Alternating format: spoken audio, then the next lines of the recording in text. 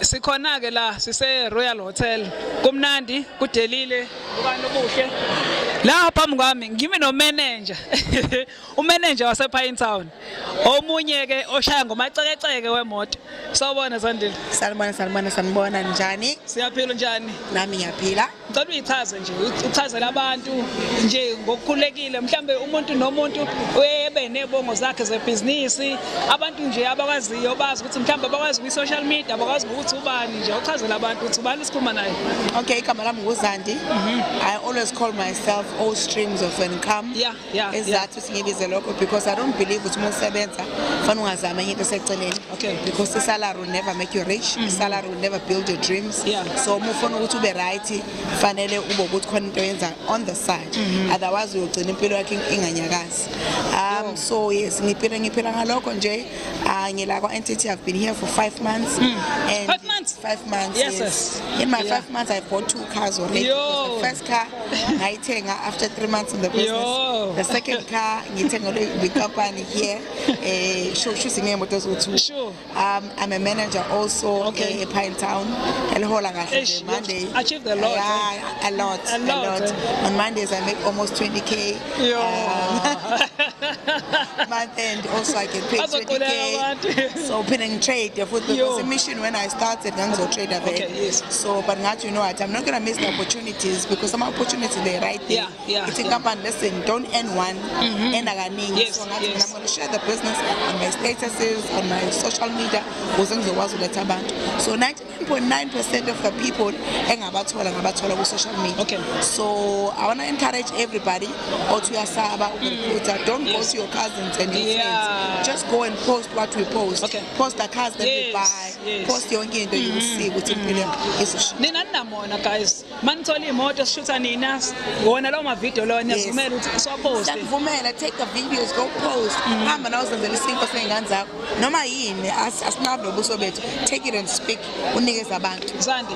Mingaki imholo ihola ka NCT?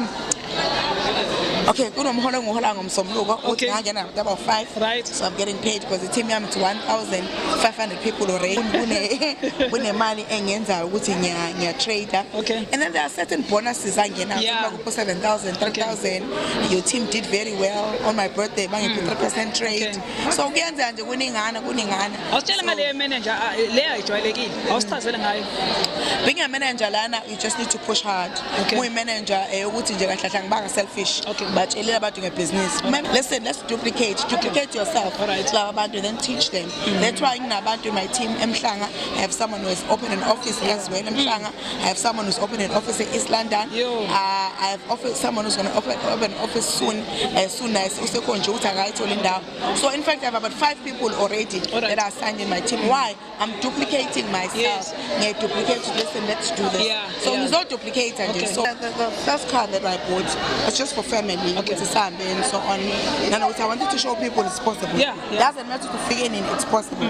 The second car is for me to brand. If you know to people they know entity already. So they will just take the number. They will take the number. I want them to actually be everywhere. In fact, I want to use that car more. So enye shoot yona izohlala kancane the car that will move kakhulu ile enche. So kunabantu aba 150 on my link. I have almost 1,500 in my team. Are you still allowed ukuthi ufaka abanye abantu ngelink yakho? Yes, I am allowed because meaning sengibafunile but ke kulo 150 if kuthiwa ngangabafakela abantu mhlawumbe ngabe ngina 500 people in my team. So into enza ukuthi babo 150 ukuthi abanye njengamanje nje there's someone I'm signing up on 6,000 ngimfaka phansi komunye umuntu because I'm trying to help that person to ngebo VIP 5. So again siza ukuthi ngenze kanjalo as well. It gets me to grow. So actually awunamono. No, I want us to grow. Fix each other's crown. Fix the crown yomkhulu. So 5 months besikhuluma ngawo zonke lezi zinto lezi. 5 months and I'm manje into elandela ama properties. Mission nami to go properties sengi right emotweni wamanje. Because I'll tell my van and okwamanje is right. But I want to go to properties now. Ngifuna uba rich. I'm going to be rich. Nginike isikhathi ukuthi by next year kungenani June angibase ngwenza $500,000 vele shothi next year June ufuna ukwenza about ngenza shothi 2 million sengishaye in this business. All right, tell us about trading. Wawuyithanda trading noma kwakuyinto konto uthi sibakule business khona maningi ama health stations sabanawo ayinto ye trading ayinto ama crypto ngisayifuni ngenxa ama scammers agcwele, so wena ungena kule business I trading wawuyithanda uyayi-enjoy? Oh yes, absolutely. I used to love it. One of the reasons I'm saying is the entity, it's because I understand trading. Okay. I understand which you can analyze, which market to analyze Yes. but when you go to the markets, and I within seconds you see the Yes. So what made me entity, we are going to go out there and analyze the market for you. Right? And also there's this AI technology, or they just analyze, come back with a ready thing. So I'm not very anxious because umuntu momcela uthi ucela ukwenza sekubetshela 15,000 ongakafaki imali yakho ngabona okay entity kahle shothi akabizi ngoba eqiniso ukuthi sifundisa mahala bese siya trade. So I was like, you know what, I'm taking it and because of understand the trending. So sicela usidifferentiate before ngikudedele. Kunama companies athi fana imali yenu sonitradela. Entity uthi nizoyitradela but on analyze the market. Awusibekela umehluko lapho ukuthi ulibona ngani ibhanoyi ngifuna ukuya lapho. Okay. One when they say put fake imali kubona, it's like awazi kwenzakalani, don't know how trade shoots. The difference between the two, ukuthi entity is actually saying go to the market. That's why entity you have to be 18 years and above.